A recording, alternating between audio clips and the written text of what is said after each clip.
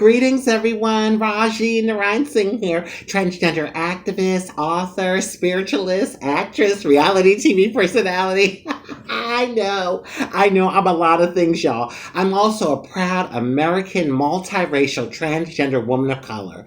And on that note, as an American, and especially a trans American, I want to give tribute and pay homage to Justice Ruth Bader Ginsberg, who passed away this week. She was on the Supreme Court here in our country. She was definitely an ally for my community, the LGBTQ community, and a trailblazer for women. I mean, when she graduated from law school back in the day, she couldn't get a job.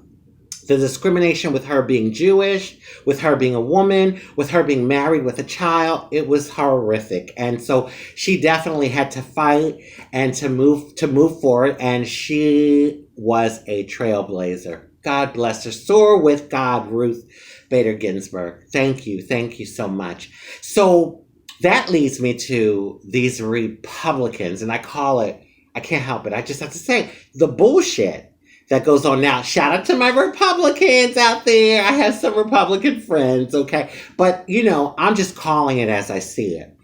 She wasn't even cold. Her body wasn't even cold, and they were already talking about who they could put on the Supreme Court.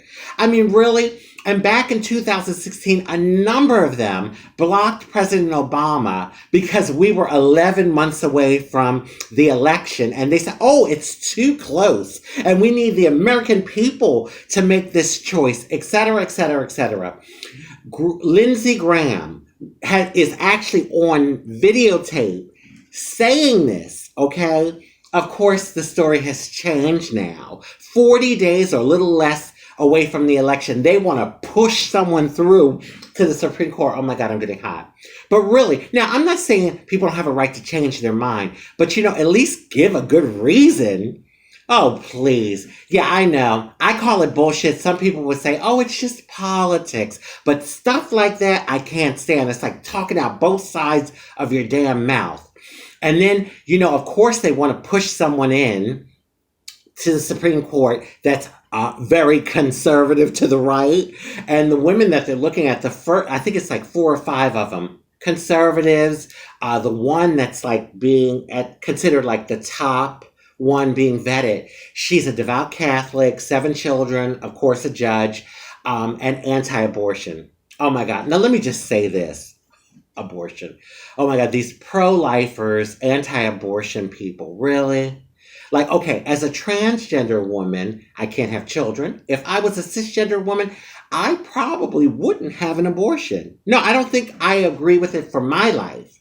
But really, and what kills me, really, for lack of a better phrase, is that back in the day when they would bomb these abortion clinics, I was always scratching my head like, really? And you all are pro-lifers? Meanwhile, you are killing people that have already been born, living, breathing, thinking, people walking around. You're killing them in the name of life, being a pro-lifer for these fetuses that haven't even been born yet? Really? Really? Now, before Roe versus Wade, guess what? Women had abortions. Even if the law is reversed, it's still going to happen. But don't you think the humane thing to do would be to leave it up to a woman? So if she should decide to do that, then she can do it in a safe way. A lot of these women, they died from it or they were hurt, seriously hurt. So anyway, it's going to happen regardless. And so, like I said, I necessarily don't agree with it for my life, but I am pro-choice. A woman should have the right to decide, and then she can deal with it between her and her God. So anyway, politics, it's just politics. Listen, I think it's really boiling down to more than politics. I think it is humanity. It is our lives that are being affected, okay? Politics. These people that are elected, that are making decisions, the decisions affect our lives. So growing up, I heard, oh, you never talk about politics and religion with friends or family. If you want to keep your family and keep your friends. But I mean, I would hope to think that, and I think I'm pretty much able to have conversations. And if we don't agree on something, we agree to disagree. Well, I have a number of friends that are Republicans and Trump supporters, and some that are trans. I'm like scratching my head, really?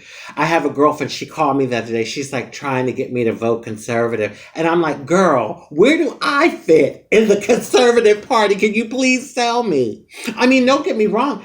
I'm a trans woman of color, multiracial trans woman of color. And I know some of y'all like, oh, please, she doesn't have morals. I have traditional values that I hold on to. So I wouldn't consider myself far to the left. I'm moderate. I'm a moderate liberal, but conservative? Come on. I think I would look like a freaking fool to be a part of the conservative party and think that I'm going to be welcomed with open arms. I mean, granted, there's some Democrats that probably don't want me in the room either, but you all get what I'm saying. So what I do with these friends is I don't really talk about the politics because, you weigh out the pros and cons. And a lot of these friends are really good friends of mine. We connect on many other things. And so, do you really end a friendship because of politics? Well, I have a friend that did that. Oh my God, 20 something years friends with this guy. And he found out this week, and I'm not going to say anything because I don't want to put him on blast, but he found out this week that the guy is a Trump supporter. And so doesn't want him a part of anything, blocked him. And I was like, do you really want to do that? And he's like, listen, this is beyond politics now. This is about good and evil. And, really some of the stuff Trump says, you really wonder God, really? Really, it does feel like good and, a tug of war between good and evil. So I told him, he should probably think about it, but he is adamant about that. So I actually have another friend, and she works at a print shop that I go to. I love her, and she's very helpful and always nice to me. So the other day, we were talking, and she said something really profound. She was like, if you have people of color or LGBTQ people supporting Trump, they are supporting white supremacy and LGBTQ, anti-LGBTQ. Actually, my guy friend said this.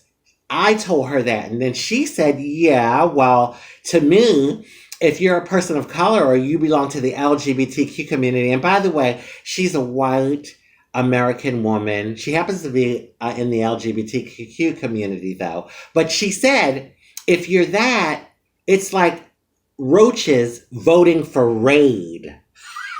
Hello, something to think about, right? Oh my God, deep. On that note, I'm going to leave you all and wish you love, happiness, peace, good health, prosperity, and many wonderful blessings. And you know what? Whoever wins this election, God bless America. Bye.